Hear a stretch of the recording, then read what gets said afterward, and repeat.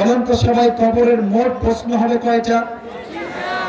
তিনটা না, চারটা। বলেন সবাই, কবরের মোট প্রশ্ন হবে কয়টা? যদি এখন কেউ উঠে যায়, সে মুনাফিকের সন্তান হয়ে যাবে। কারণ হাদিসে আসছে, লা ঈমানা লাহ লিমান লা আমানা লাহ। যার ওয়াদা ঠিক নাই, তার ঈমান ঠিক নাই। ঠিক কি না বলেন? চারটা প্রশ্ন হবে মোট। এক নাম্বার, আমি প্রশ্ন করছি, উত্তর দিবেন সবাই। মোট আমাদের সকলের রব একজন, তিনি কে? আল্লাহ আমার রব। বলেন না, আল্লাহ আমার রব। দমে দমে তনু মনে তারি অনুভব। তোমার দুনিয়াতে আমি যেদিকে তাকাই, অথই নিয়ামতে ডুবে আছি সবাই। পাখালির কণ্ঠে শুনি তাসবিহ কল রব, তাসবিহ কল রব। আল্লাহ আমার রব, এই রবই আমার সব। দমে দমে তনু মনে তারি অনুভব। রবকে এত আসতে কেন? বলেন সবাই, রবকে। দুই নাম্বার, আতারিফু হাযার রাজুল, do you know this person who is he? এই মানুষটা কে হয় তোমার চেনো? আমি একটা জিনিস দেখাতে চাই। এইটা আমার মুখে কি? দাড়ি। এই যে আসতে বললে এর নাম কি? দাড়ি।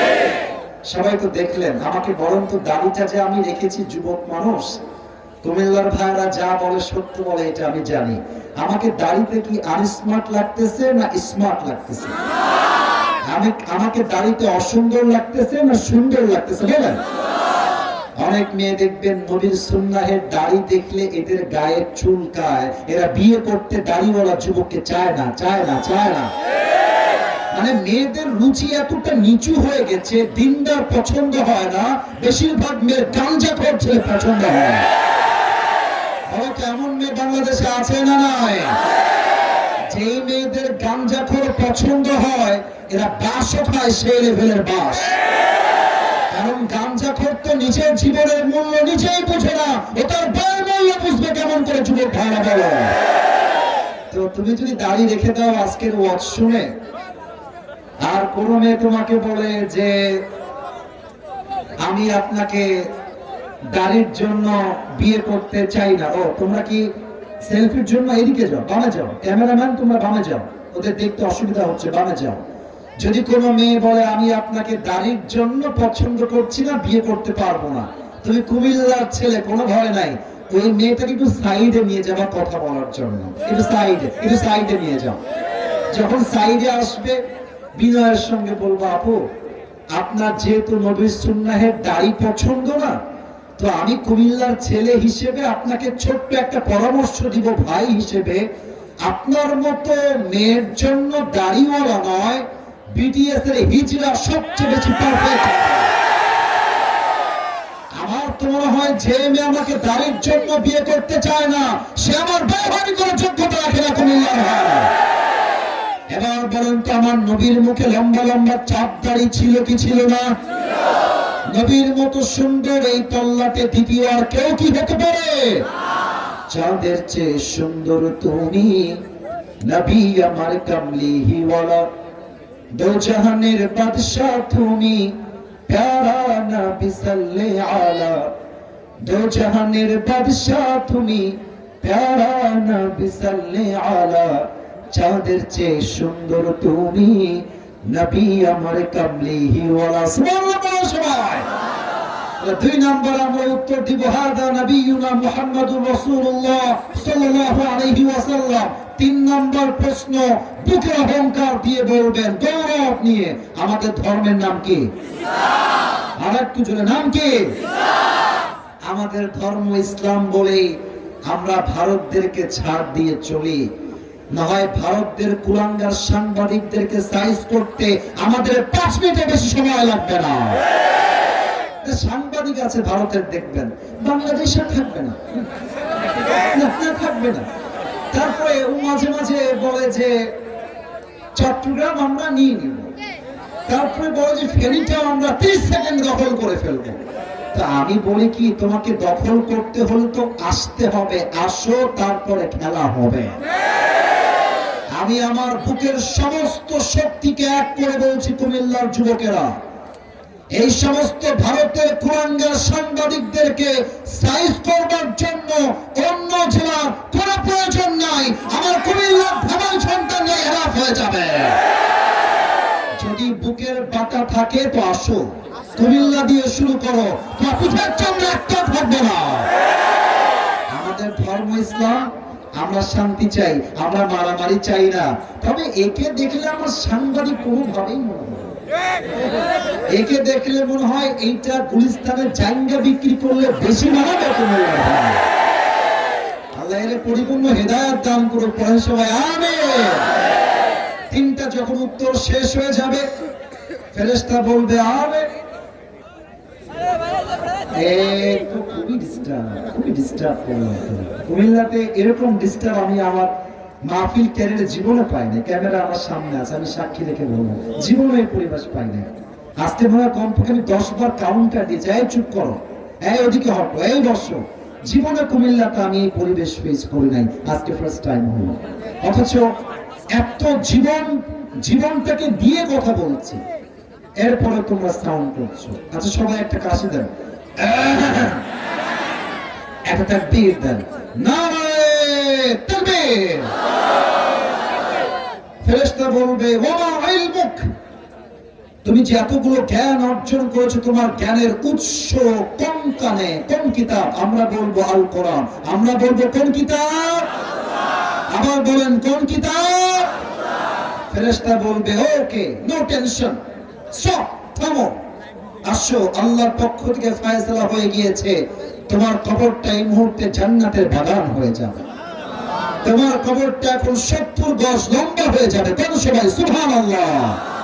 এই হচ্ছে পরকালের জীবনের প্রথম ধাপ, কবরের জীবন। আর এই পরকালকে আল্লাহ তাআলা মোট 3টা ভাগ করেছেন। এটাই হচ্ছে আমার ওয়াজের শেষাংশ। এটার পরে আমি দোয়ার দিকে যাব। বলেন সবাই আমার 3টা আঙ্গুল থেকে, 1 2 3। পরকালের জীবনটা কয় ভাগ কুমিল্লার দাউদকান্দির ভাইরা? 3 ভাগ। 1, যেই বান্দা পরকালে বিশ্বাস রাখবে, সেই বান্দা এটা মনে প্রাণে বিশ্বাস রাখবে, আমার মৃত্যুর পরে আবার আমাকে জীবন দিয়ে জীবিত করবে। 1 সপ্তাহ আওয়াজ দিয়ে বলেন সবাই, তিনি কে?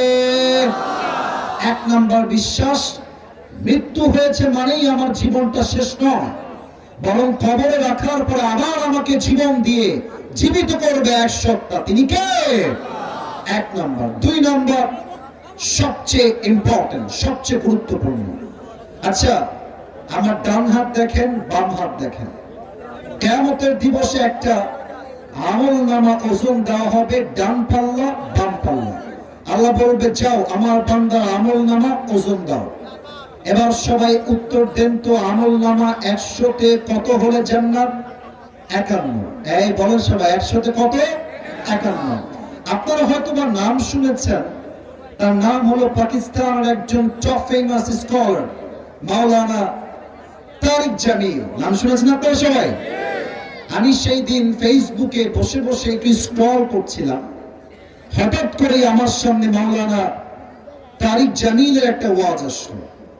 বিশ্বাস করেন এই ওয়াজটা শুনে আমি চোখের পানি ছেড়ে অনেক লম্বা সময় বসে বসে কেঁদেছি।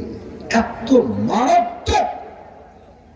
মারাত্মক হাদিস আর এত সুন্দর ভাষা আমি জীবনেও শুনি নাই। আমার কুমিল্লার দাউদকান্দির ভাইরা, উনি বললেন উর্দু ভাষা, কিয়ামতের দিন একজন বান্দা আসবে, আল্লাহ বলবে হ্যাঁ মেরে ফেরেশতে, इस बंदे की আমলনামা को ওজন दिया जाए, যাও এই বান্দার আমলনামাটা ওজন দাও।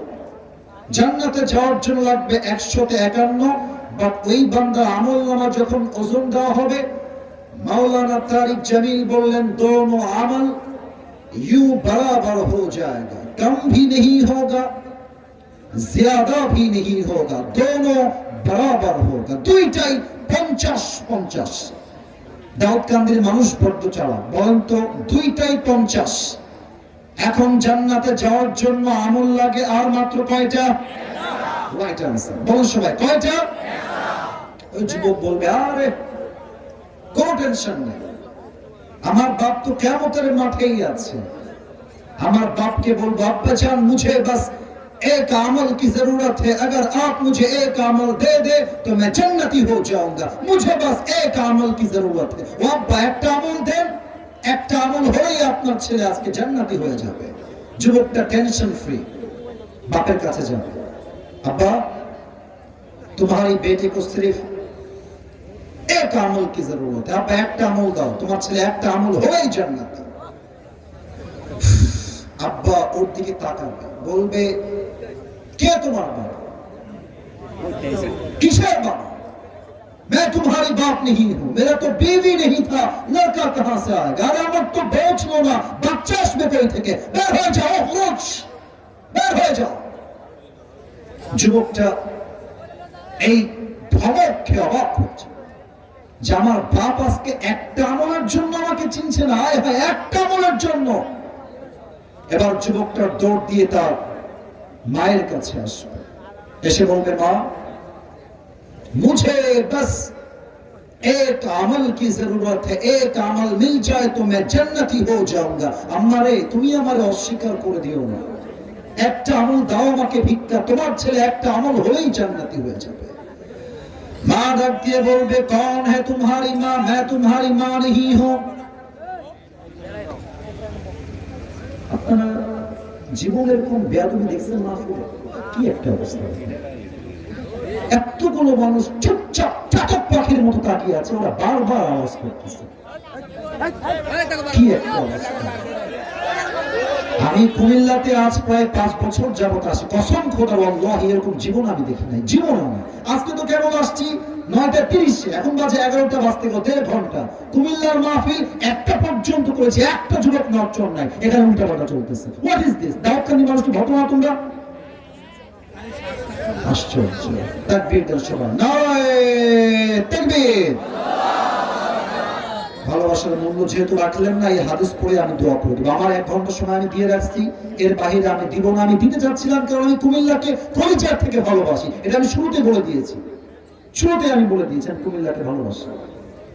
আশ্চর্য কথা, ভালোবাসার মূল্য বুঝে না। এবার মা বলবে বাবা আমি তোমাকে চিনি না, তুমি বের হয়ে যাও। এবার যুবকটা মায়ের থেকে খালি হাতে ফিরে আসবে। মা বাবা বউ বাচ্চা কেউ তাকে জাস্ট একটা আমল দেওয়ার জন্য রাজি হবে না। এবার যুবকটা কেমনে বসবে আমি একটু অভিনয় করে দেখাচ্ছি সবাইকে, হাদিসের ভাষ্যমতটা প্র্যাকটিক্যালি বোঝাবার জন্য। আমাকে আর কেউ কষ্ট দিয়ে না কথা বলে, আর না, মানুষ না, আমারও ব্রেনে চাপ পড়ে। তোমাদের পায়ে হাত রাখলাম, তোমরা আর আল্লাহর ওয়াস্তে বেয়াদবিটা করো না। আমার দিকে তাকাও। যুবক ডান পা এবং বাম পা দুইটা এই বুক পর্যন্ত উঠাবে, আর এই দুইটা হাত দিয়ে কপালটা নিচের দিকে দিয়ে কিয়ামতের দিনে ফুপিয়ে ফুপিয়ে কান্না করবে, চিৎকার দিয়ে কান্না করবে। একটা যুবক তার কাছে দৌড় দিয়ে আসবে, এসে বলবে আরে ভাই তুমি क्या हो गया, तुम इतनी परेशान क्यों हो, तुम्हारा की হয়েছে ভাই, तुम्हें क्या चाहिए मुझे बताओ, मैं तुम्हारी मदद कर भी सकता हूं। আরে ভাই কি লাগবে আমাকে বলো, আমি তোমার হেল্প করতে পারি আজকে। ওই যুবকটা চোখ তুলে বলবে ভাই আপনি এখান থেকে চলে যান, मेरी बाप ने मुझे आज नहीं पहचाना, मेरी माँ ने मुझे नहीं पहचाना, क्यों আমাকে চেনে নাই। আরে ভাই আপনি কে, আপনি যান তো এখান থেকে। যুবকটা বলবে ভাই आप मुझे बताइए क्या चाहिए आपको, हो सकता है कि मैं आपकी मदद कर भी सकता हूं। বলেন না ভাই, হতে পারে আমি আপনার সাহায্য করতে পারি। ওই যুবকটা চোখ তুলবে আর তাকিয়ে বলে ভাই मुझे बस एक मदद चाहिए, और मुझे वो मदद इसलिए चाहिए कि मुझे बस एक अमल की जरूरत है। একটা আমল হলেই আমি আজকে জান্নাতি হয়ে যাব। আমার দুইটা আমল 50-50 বরাবর হয়ে গিয়েছে। তো ওই যুবকটা বলবে আরে ভাই আপনি শিওর তো যে আপনার শুধু একটা আমল লাগবে আর কিছুই লাগবে না? বলবে ইয়েস আই এম শিওর, আমার বাস একটা আমল হলেই আমি জান্নাতি। ওই যুবকটা বলবে ভাই কোনো সমস্যা নাই, ওই একটা আমল আজকে আপনার ভাই আমি আপনাকে দান করব। একটু জোরে সোরে কুমিল্লার সাউন্ডে পড়েন সবাই সুবহানাল্লাহ। ওই যুবকটা হা করে থাকে, আরে ভাব চিনল না, মা চিনলো না, আরে ভাই আপ কौन है मुझे एक আমল देने वाला। আপনি একটা বলে আমাকে শক্তি দিবেন ভাই, আরে ভাই নিবেন কিনা তাই কর, অবশ্যই দেন দেন দেন। একটা আমল নিয়ে সোজা আল্লাহর কাছে ধরতে হবে, আল্লাহ ये देखो मुझे एक अमल मिल गया है, मुझे अभी के अभी जन्नत में दाखिल कर दो। अल्लाह এই দেখো একটা আমল পেয়ে গেছি, আমাকে এখনই জান্নাত দাও। আল্লাহ ডাক দিয়ে বলবে, বান্দা তোকে জান্নাত দেওয়া যাবে, কোনো সমস্যা নাই, তবে তোকে এই একটা আমল দিলে তাকে আমাকে তার নাম বল। এবার বলেন তো সবাই, আল্লাহ কি জানে নাকি জানে না? তবু আল্লাহ দয়ার সুরে বলবে, কে দিল আমাকে নাম বল। যুবকটা বলবে, হাদা আখি, ये जो मेरी भाई है, आज इसने मुझे एक আমল दिया है। আল্লাহ এই যে ভাইটা দেখছেন, ইনি আমাকে একটা আমল আজকে দিয়েছেন। আল্লাহ বলবে, এই বান্দা, doesn't make any sense, মাথা ঠিক আছে তো? বাপ দিল না, মা দিল না, বউ দেয় নাই, বাচ্চা দেয় নাই, কেউ দেয় না, তুই कौन होता है एक আমল देने वाला? আরে বান্দা তুই কেন একটা আমল আজকে দিলি বিপদের দিনে? ওই যুবকটা আল্লাহকে বলবে, আল্লাহ मेरे पास सिर्फ एक ही अमल है, अगर ये अमल है तो भी मैं जहन्नमी हूं, अगर ये अमल नहीं है फिर भी मैं जहन्नमी हूं। वो अल्लाह একটা আমলই আমার কাছে আছে, এটা থাকলেও আমি জাহান্নামী, না থাকলেও আমি জাহান্নামী। तो मैंने सोचा कि अगर मैं अपनी एक अमल मेरी भाई को दे दूं तो मेरी भाई तो जन्नती हो जाएगा, तो मुझे एक अमल सदका करने में क्या बुराई है। तो मैंने एक अमल मेहरबानी करके अपनी भाई को सदका कर दिया। अल्लाह दया करे माया करे আমি আমার ভাইকে একটা আমল আজকে দান করে দিয়েছি। সুবহানাল্লাহ। আল্লাহ বলবে, ও আচ্ছা আচ্ছা, তোর এত দয়া, তোর এত মায়া, তুই কি আমার চেয়ে বেশি দয়াময় হবি নাকি রে বান্দা? না, আনার রহমান, আনার রহিম, I am the most merciful, I am the most gracious, I am the most kindful Lord, मुझसे बड़ा मेहरबान और कोई भी नहीं हो सकता। आज तुझे एक अमल मिल गया है, 51 हो गया है, जा तू जन्नत में चले जा, लेकिन तू अकेले जन्नत में मत जाना, जिसने तुझे एक अमल दिया है तू भी जन्नत में जा, तेरी भाई को साथ लेकर दोनों जन्नत में चले जाओ। আল্লাহ বলে, বান্দা তোর যদি এত মায়া হয় আমার বান্দার জন্য, তো আমার কি তোর জন্য দয়া মায়া হবে না? তুই কেমনে ভাবলি? এই বান্দা, তোর আমলটা 51 হয়ে গেছে না 51, যা যা জান্নাতে যা। তবে একা যাস না, তোর যেই ভাই তোকে আজকে একটা আমল দিয়েছে তুইও জান্নাতে যা, তোর ভাইকে নিয়ে দুইজন জান্নাতে প্রবেশ কর। জান্নাতে যাওয়ার জন্য 100তে 51 দলিল কি? দলিলটা দিয়ে দিই, কোরআন থেকে দিয়ে শেষ করছি। فمن يعمل مثقال ذرة خيرا يره ومن يعمل مثقال ذرة شرا يره। আচ্ছা, আপনাদের টিনের বাসা আছে কার কার? টিনের বাসা, টিনের বাসা সবার, মাশাআল্লাহ। আচ্ছা, আমার তো মনে হয় এখানে আমরা যারা আছি 100তে 100 ভাগ আমরা মধ্যবিত্ত পরিবারের সন্তান। আমি আমার একটা ওয়াজে বলেছিলাম যে মধ্যবিত্ত পরিবারের সন্তান মানেই এক একটা ব্র্যান্ড। আমাদেরকে সাইকেল দিবেন, আমাদের চলবে, আমাদেরকে বাইক দিবেন, চলবে, কার দিবেন, চলবে, কিছুই দিবেন না, বলবেন হেঁটে হেঁটে আসো, তাও আমার চলবে। ভাত দিবেন, ভর্তা দিবেন, চলবে, ভাত দিবেন, আলু দিবেন, চলবে, ভাত দিবেন, ডাউল দিবেন, চলবে, ভাত দিবেন, কিছুই দিবেন না, এক গ্লাস পানি দিবেন, একটা মরিচ দিবেন, পান্তা ভাত হলেও আমার চলবে। ঠিক কিনা বলে? কারণ আমি বড় ঘরে ধাপুস ধাপুস খেয়ে বড় হওয়া ব্রয়লার মুরগি না, আমি কুমিল্লার মধ্যবিত্ত পরিবারের সন্তান। আমি যেমন আরাম করতে পারি, আমি তেমন মাথার ঘাম পায়ে ফেলে পরিশ্রম করতে পারি। We are from middle class family। তো আমাদের টিনের বাসা আছে, মনে করেন যে এইটা হচ্ছে আমার টিন। এটা কি কথা না বলবো আজকে আমি, এটার নাম কি? যদিও টিন না আমি জানি। তো যাদের টিনের বাসা আছে খেয়াল করো, সকাল বাজে 8টা থেকে 9টা, রোদ উঠে গেছে, রোদের তাপে কিরণ, দেখবেন টিনের ফুটা দিয়ে কিছু আলো বের হয় নাকি হয় না? তো দেখবেন যে টিনের যেই কিরণটা বের হচ্ছে ফুটা দিয়ে, ওর ভেতরে কিছু ছোট ছোট ধুলি কণা ধুলা দেখা যায়, যায় যায় যায় যায়। এটাই হচ্ছে আরবিতে যাররা। ছোট্ট ছোট্ট শস্যের দানা পরিমাণ আমল ওজন দেওয়া হবে। ছোট্ট ছোট্ট শস্যের দানা পরিমাণ ভালো আমল খারাপ আমল দুইটাই ওজন দিবে একজন, তিনি কে? আর এই কিয়ামতের দিবসে আল্লাহ রাব্বুল আলামিন দুই ধরনের মেয়েকে সবচেয়ে বেশি জাহান্নামে দিবে। আর এটা না বললে যারা বিয়ে করবেন নেক্সট ডে তারাও শান্তি পাবেন না, আর যারা বিয়ে করেছেন তারাও আপনারা সহজে শান্তি খুঁজে পাবেন না। দেখেন, এক নাম্বার মেয়ে হচ্ছে তারা যারা স্বামীর অবাধ্য, যারা স্বামীরা আছেন এখানে বসে, ভাই বউকে আজীবন দিবেন, দিতে দিতে রক্ত পানি করে ফেলবেন, আর আপনার বউ আপনাকে শেষে গিয়ে কি বলবে? তুমি আমাকে জীবনে কি দিলে? আর একটা কমন ডায়লগ দেয়, তোমরা তো বিয়ে করো নাই, করলে শুনলাম বলতে যে তোমার সংসার আমি বলে করি। অন্য মেয়ে হলে জুতার বাড়ি দিয়ে সংসার ছেড়ে চলে যেত। আমি বুঝি না, মেয়েদের মনে হয় এরকম একটা চিন্তা আছে যে আমার জন্য অনেক বেটার অপশন অপেক্ষা করছে। বোন আমার, না না, বিবাহিত মেয়ের সঙ্গে সবাই সম্পর্ক করে শুধুমাত্র শরীরের চাহিদায়, ভালোবাসার কোনো মন সেখানে থাকে না। আপনি স্বামীকে ডিভোর্স দিয়ে আরেক জায়গায় যাবেন, আমার থেকে লিখে রাখেন, আপনাকে আপনার প্রথম স্বামীর মতো ভালো আর কেউ বাঁচতে পারবে না। তুমি বোঝে না রে, বোঝে না, বুঝবে ডিভোর্স হলে বুঝবে। ডিভোর্স হলে একটা মেয়ে বোঝে স্বামীর মতো আপন আমার জীবনে আর কেউ হতে পারে না, ঠিক কিনা বলেন? তবে মেয়েদের ডিমান্ড আকাশ চুম্বি, খালি চাই, দাও দাও দাও দাও দাও দাও, খালি চাই।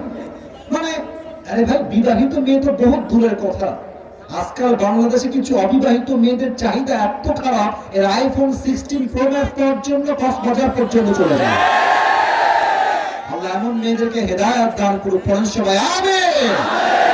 দুই নাম্বার, এমন কিছু মেয়ে জাহান্নামে যাবে যারা কিয়ামতের পূর্বে এমন পোশাক পরবে, পোশাক পরে উলঙ্গ থাকবে। বোঝার জন্য ঢাকায় মাঝে মাঝে গেলে দেখবেন এমন কিছু মেয়ে আছে, এদের পোশাক দেখলে মনে হয় এদের বাপের পরিচয় নাই। আপনারা কি আমাকে ভুল বুঝলেন? না ঠিক বললাম? বলুন বলুন। আপনারা বলবেন হুজুর আপনি তো চোখ দিয়ে দেখলেন কেন, এটা তো হারাম, আপনি দেখলেন কেন? আরে ভাই, দেখতে হয় না তো। আপনি যখন হাঁটবেন চোখে পড়লে তো আপনার চোখ, ইমান, চরিত্র সব নষ্ট হয়ে যায়। তো যেই মেয়েগুলো বেপরদায় বের হয়, এটাও কিন্তু আপনার বোন, এটা কারো না কারো ওয়াইফ, এটা কারো না কারো মা, এটা কারো না কারো ভাবি। তো আমি তো এটা অলওয়েজ বলি যে আমি একজন পুরুষ, আমি আমার মেয়েকে বলবো, এই তুই আমার মেয়ে, তুই বাড়ি থেকে বেপরদায় বের হবি, তোকে আমি ত্যায্য পুত্র করে দেব। এই মেয়ে, তুমি আমার বউ, তুমি আমার বাড়ি থেকে বেপরদায় বের হবা, প্রথমে বুঝাবো, বুঝবা না তোমাকে আমি তালাক দিয়ে রেখে দেবো। এত আসতে ঠিক কেন? জোরে বলো তো, ঠিক আছে কিনা? আম্মা জান, তোমার পায়ের তলে আমার জান্নাত, আমি মানলাম আম্মা জান, তবে আমি তোমার সন্তান হিসেবে দাবি রাখবো, তুমি আমার মা হিসেবে বোরকা পরে বের হবা, তুমি পর্দাশীল হবা না, তুমি যে আমার মা, আমি তোমার পরিচয় ভুলে যাব। এরকম কথা আপনি বলেন না বাসায় গিয়ে? দেখেন না আপনার বউ পর্দা না করে যায় কোথায়? আপনার বউ পর্দা করবে, মা করবে, বোন করবে, পুরো সমাজটাই সমান সমাজ হয়ে যাবে, ঠিক কিনা বলে? এই হচ্ছে কিয়ামতের দিবসে দুই ধরনের মেয়ে সবচেয়ে বেশি জাহান্নামে যাবে। 3 নাম্বার, এটাই আমার শেষ পয়েন্ট, শেষ, এটাই শেষ। আল্লাহ বলবে হিসাব যেহেতু শেষ, তোমরা দুইটা দল করে দাও ফেরেশতারা। এক দল হবে ডানপন্থী, আর এক দল হবে বামপন্থী। কোরআন কি বলছে দেখেন, দলিলটা দিয়ে দেই, না এটা অসম্পূর্ণ থেকে যাবে। ফারিকুম ফিল জান্নাতি ওয়া ফারিকুম ফিস সাঈদ।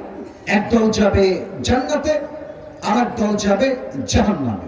এবার বল, জান্নাতীর মর্যাদা আর জাহান্নামীর মর্যাদা কখনো কি আল্লাহর চোখে সমান সমান হতে পারে? পারে পারে পারে পারে? কোরআন কি বলছে? সূরাতুল হাসর 28 নম্বর পারা 7 নম্বর পৃষ্ঠা, লা ইস্তাউই আসহাবুন নারি ওয়া আসহাবুল জান্নাহ, আসহাবুল জান্নাতি হুমুল Faizun. The people of paradise and the people of hellfire, they are not equal ever. The people of paradise, they are gain the ultimate success in their own lives. Allah Ta'ala বলছেন যারা জান্নাতি আর যারা জাহান্নামী তাদের সম্মান, স্ট্যাটাস, মর্যাদা কখনো সমান হতে পারে না, বরং যারা জান্নাতি